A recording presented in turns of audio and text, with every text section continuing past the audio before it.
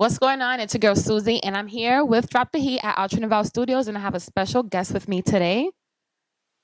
Introduce yourself, babe. Arianna Marie, hi guys, what's up? How are you feeling today? I'm feeling real energetic. I'm chilling right now Okay. I gotta match those vibes. Okay. Now, before I get started about your music career, talk to me about your upbringing. How was your childhood? Where are you from? though. Okay. So I'm from New Rochelle, New York. I'm Jamaican, so you already know how we get down. You already know. Okay. And yeah, How old are you? I'm 24 years old. Okay, you're 24. And at what age did you start taking music seriously? So actually, my brother did music in the past. So I've always been around like music vibes and everything. So I actually started writing when I was like 16, 17, and actually started taking my career seriously when I was a freshman in college, so like 18, I'd say. Yeah. So, is there any particular part of your upbringing that influenced your music? Would it be the times with your brother? Yeah, so my brother, he actually did, I don't know if you guys remember Beamer Benz and Yeah, Bentley. So yeah, he did yeah. like a funny like parody type of song called Buses, Trains, and Ferry.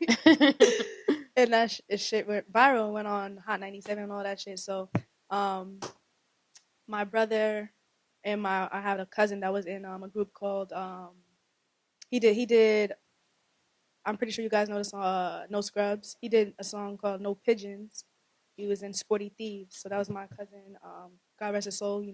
But Mhm. I was influenced by both of those men, and I was in the studio with them all the time, and yeah. And what kind of artists were you listening to You know, growing up? growing up, so I listened to a lot of Alicia Keys, Etta James, Michael Jackson. I'm Jamaican, so I was always around like old school Caribbean vibes, or like even like Vibes Cartel, I Wayne, all those artists. So just a mixture of everything. Nice. And you would hmm say they have a big influence in your music today? Oh yeah, definitely. One of my actually biggest influences is Party Next Door. So yeah, that's my favorite artist actually till today. Nice. And I know that you have a lot of music out right now, hmm stuck generally in the R&B genre. hmm Do you specifically want to stay in that route, or do you see yourself anywhere else? So I don't like to I don't like to put myself in a box. I was just actually, we were speaking off of here, telling you, I just created my first drill song. So I think it sounded real good, but like it's not like on some like like it's on some like So smooth shit. you still kept the you. Yeah, I still kept the me with a little switch in it. So I'm not just gonna stay in R&B. Like if I want to do a rock song, I'll do a rock song because I love rock too. So, but yeah, R&B is like where I started my tracks. Nice. And you mentioned that you started writing when you were 16 and 17, but it hmm wasn't until you were in college that you took it seriously. Yeah. So before that, what were you doing? Before that, I was always into the art, so I was always like doing things like, to be honest, I was just being a kid, being a teenager, doing dumb shit. Were you into sports? Were you into anything? Yeah, I did track. I did Okay. track for 4 years while I was in high school, but I'm not into the competitiveness. I like staying fit on my own terms, but other than that, I was just always into like the listening to music stuff. I always know what's new, what's out, and I was just always going to the studio. I like that vibe, like being around artists, the creative mode, just being around that vibe. I was always into that. So yeah. Now I've noticed on your Instagram that you are very you interact a lot with your audience and you're constantly posting. I wanted to ask you, do you have a plan? Like, do you have a schedule that you know when to drop your content, or is it more like a vibe that you know? Okay, I feel good today, and I'm gonna drop something today and give my people something to watch and hear. So it's a little bit of both. Sometimes like I would do like I look at my insights a lot and like my engagement, and I'll go based off of like the day that's more popular enough. So like say if like a Monday is like the highest, I post at a certain time or around that time. But if I feel like dropping something that I know that's just gonna do numbers based on the content, then I'll just drop it. So it depends on what I'm posting. So yeah. And is there anyone in particular that you wish would drop comment? Yeah, Party Next Door.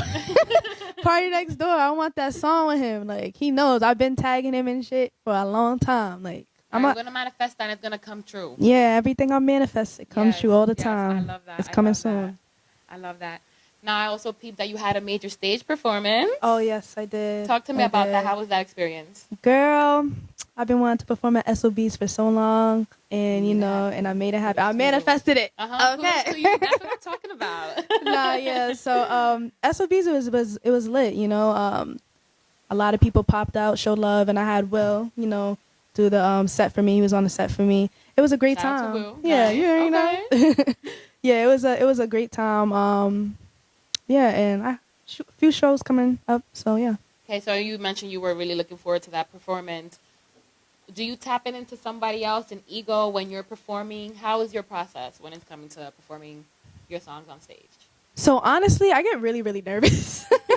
I get really, really nervous. I gotta like feel the vibes. Growing up, I was really shy and timid. I grew out of that a little bit. I'm still nervous sometimes, but before I get on stage, I just say like fuck it, because it's like at this point I can't be nervous no more. Like, and I always think about like a lot of people can't do what I'm doing right now. So, I just tell myself I could do it, and I always practice before I get on stage too, practice singing and everything. But yeah. How important it is for you to, how important is rehearsal and making sure you have everything down packed for the day of the show? I could, all right.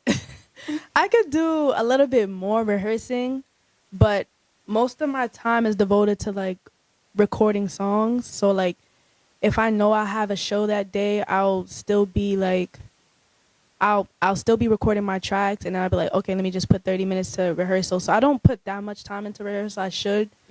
More. That's actually what I'm working on towards the end of this year and the beginning of the year, so I can put more of a show on. But I could say I can do better at it. So okay. Yeah. That's the best thing. Like, there's always room for improvement. Yeah. And you're like doing amazing so far. So like, thank you, shout girl. out to you for sure.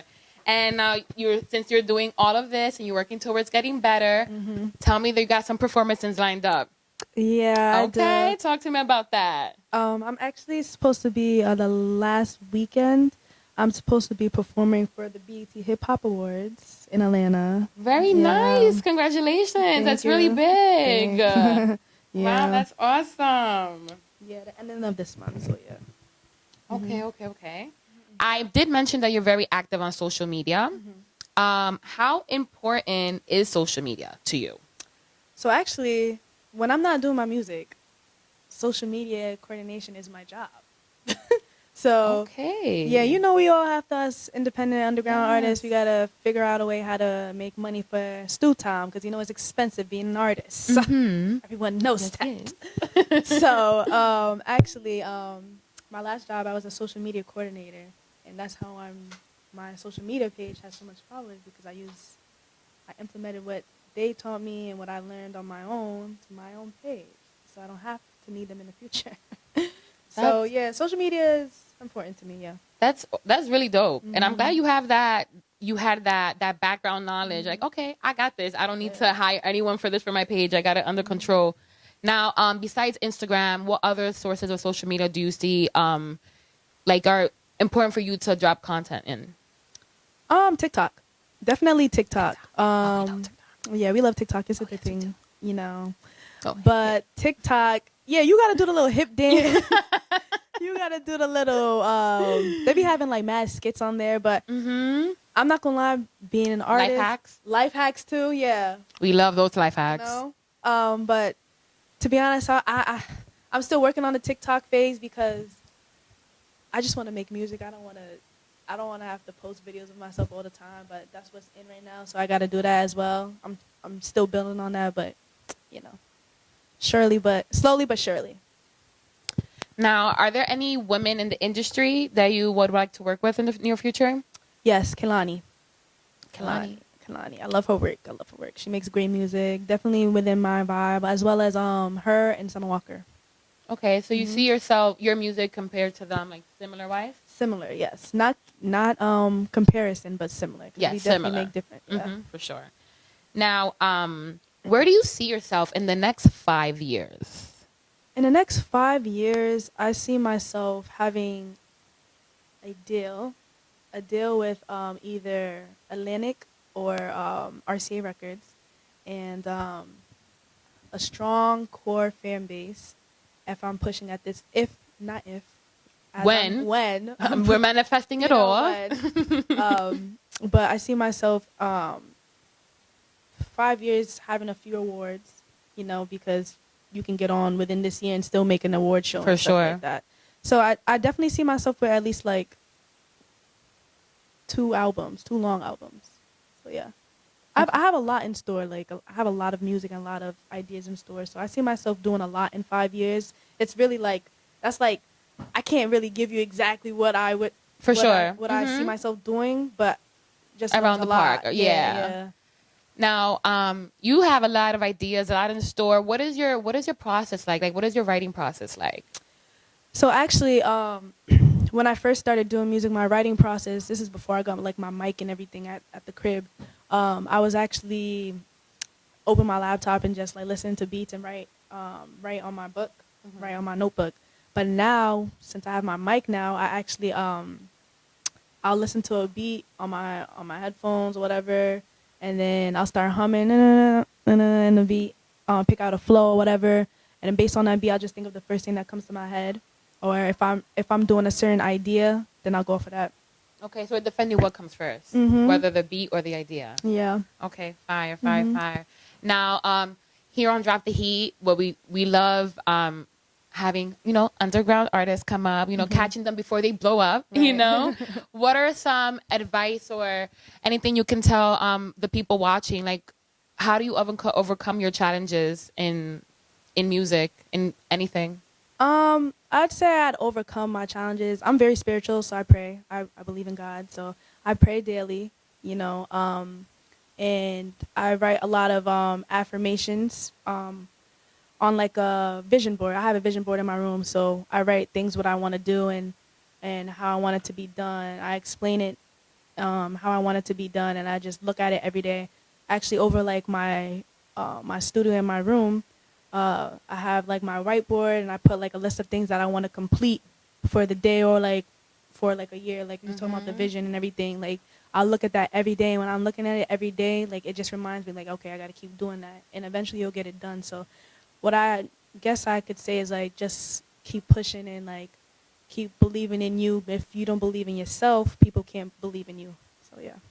Yeah, and what you're really giving off like so sure of yourself vibes, and I like love it. Yeah. Like you know what you're doing, you know the lane you're going for, and it's just like very inspiring. So Thanks, girl. continue doing your thing, and also can we talk about your covers on Instagram? Yeah. Wow, like you have like beautiful raw talent. Like let's Thank just say that you. beautiful. One of your covers, your Beyonce cover.